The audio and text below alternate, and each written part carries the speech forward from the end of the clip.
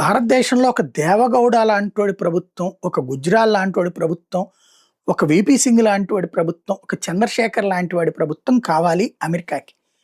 లేదా ఒక మన్మోహన్ సింగ్ లాంటి ప్రభుత్వం. తమ మాట చెల్లుబాటు అయ్యేది జరగాలి. సుస్థిర ప్రభుత్వాలని అస్థిరపరుస్తా గత 30 ఏళ్లుగా చేసుకొస్తోంది అమెరికా. 1992లో పివి నరసింహారావు ప్రభుత్వం అస్థిర ప్రభుత్వం. ఆ రోజున చివరికి ఆ జేఎంబీ ముడుపులు ఇట్లాంటిది కథలు ఎందుకు నడిచినాయి అవే.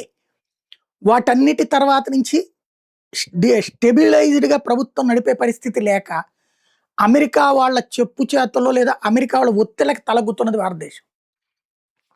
మోడీ సంపూర్ణ మెజార్టీతో రావడం, అమెరికాను ఆయన ద్వేషించడు, దూషించడు.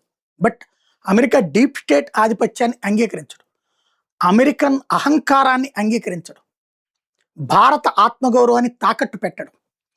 దీంతో భారతదేశాన్ని డీస్టేబిలైజ్ చేయడానికి పదే పదే కుట్రలు చేస్తున్నారు.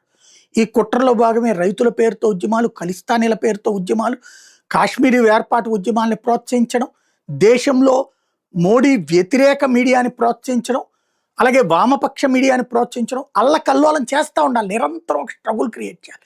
ఈ స్ట్రగుల్స్ ఇంపాక్ట్ మూడోసారి మోడీకి మెజార్టీ తగ్గటం, డిపెండెన్సీ జరగటం చంద్రబాబు మీదన, నితీష్ కుమార్ మీద. కానీ ఆయన వెనక్కి తగ్గలేదు మోడీ. కాబట్టి ఇప్పుడు కొత్త ఎత్తులు వేస్తోంది అమెరికా.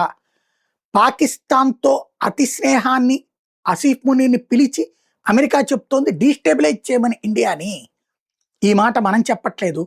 పాకిస్తాన్లో ఏదైతే ఈ వీళ్ళతో బాగా కాంటాక్ట్స్లో ఉండేటటువంటి జర్నలిస్ట్ నజం సేతి తాజాగా చెప్పుకొచ్చారు, అమెరికాకు కావాల్సింది క్రిస్టియన్ కంట్రీ ఒకటి, దానికోసం బంగ్లాదేశ్, మయన్మారు, భారత సరిహద్దుల్లో ఒక దేశాన్ని సృష్టించాలని ప్రయత్నిస్తోంది. అందుకోసం భారతదేశాన్ని అస్థిరపరచమని చెప్పి పాకిస్తాన్ మీద ఒత్తిడి తెస్తోందని చెప్పుకొస్తున్నారు.